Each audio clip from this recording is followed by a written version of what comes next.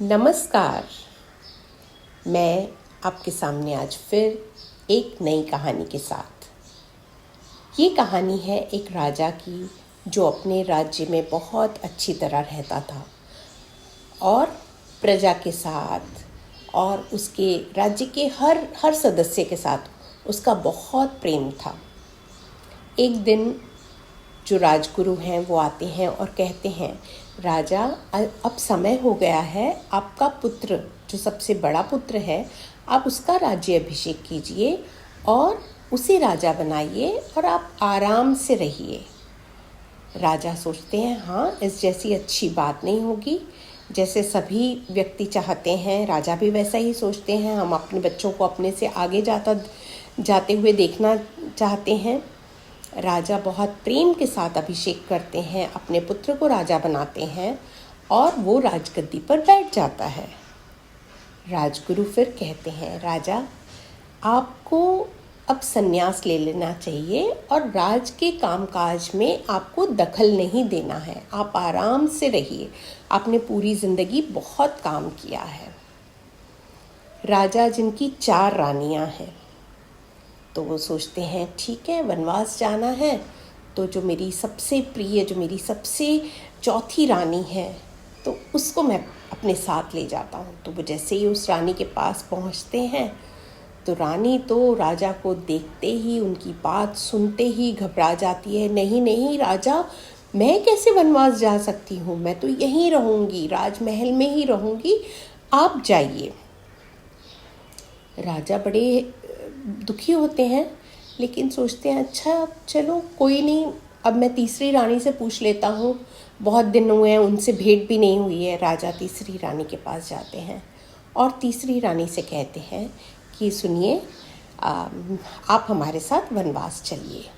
तीसरी रानी कहती है, अरे राजा कैसी बातें कर रहे हैं, आप चले जाएंगे तो मैं अपना स्वामी बदल लूँगी लेकिन मैं वनवास नहीं आ सकती, मैं तो बिल्कुल आपके साथ नहीं चल सकती। राजा तो उसकी बातें सुन के एकदम घबरा जाते हैं कि ये क्या कह रही हो रानी।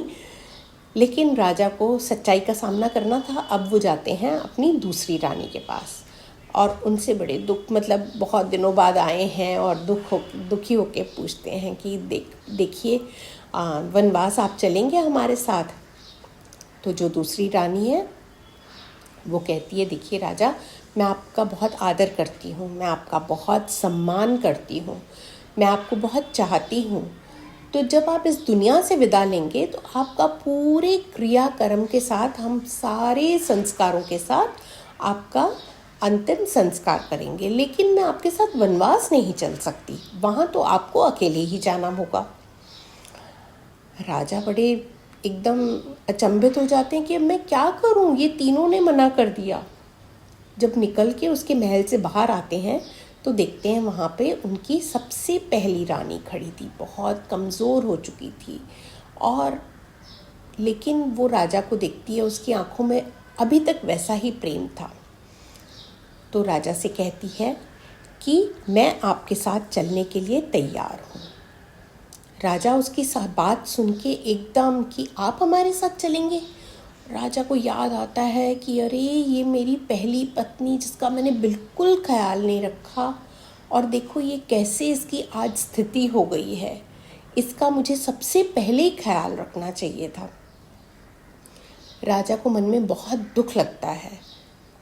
ये जानकर भी उन्हें बहुत मन में ऐसे अजीब सी भावना आती है कि ये पहली पत्नी मेरे साथ जाने के लिए तैयार है।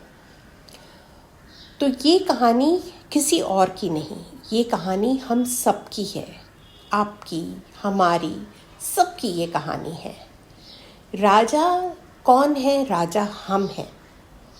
और राजा की जो चौथी पत्नी है वो है हमारे मित्र संबंधी, जिन पे हम बहुत प्रेम न्यौछावर करते हैं, लेकिन वो हमारे साथ अंतिम समय नहीं चलते हैं।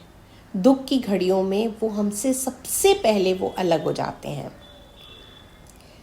राजा की तीसरी पत्नी है उनकी, हमारी, हम सबकी संपत्ति, घर बाहर, जो कहती है कि मैं अपना स्वामी बदल लूँगी, मतलब अर्थात कि ये जो घर और संपत्ति आपने बनाई है ये जिसके पास जाएगी मैं उसके साथ रहूँगी।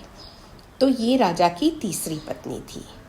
राजा की दूसरी पत्नी हमारे बच्चे और हमारे घर वाले, जो हमसे बहुत प्यार करते हैं और कहते हैं कि जब आप इस दुनिया से चले जाओगे तो हम बहुत अच्छी तरह आपका अंतिम संस्कार करेंगे, लेकिन आपके साथ नहीं जा सकते।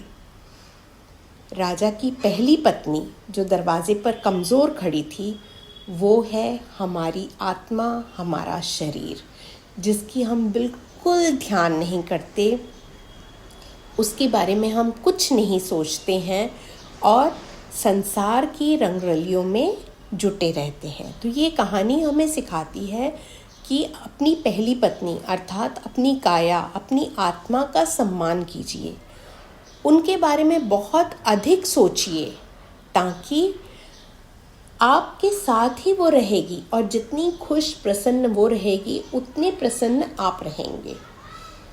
ध्यान कीजिए, योगा कीजिए, समय समय पर ये आपकी काया, आत्मा जो आपसे कहना चाहती है उसकी बातों को सुनिए, उसे पैम्पर कीजिए।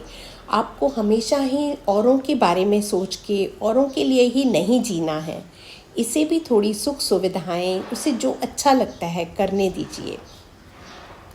तो ये इस कहानी का सार है कि हम सबको अपनी पहली पत्नी अर्थात अपनी आत्मा, अपने शरीर की अच्छी तरह देखभाल करनी है। आशा करती हूँ आपको ये कहानी पसंद आई होगी और ज़रूर हमने कुछ इससे सीखा होगा। अब मैं आपसे विदा लेती हूँ, मिलती हूँ आपसे अपने अगले वीडियो में। तब तक स्टे फिट एंड फाइन, से ऑलवेज फिट एंड फाइन। धन्यवाद, शुक्रिया।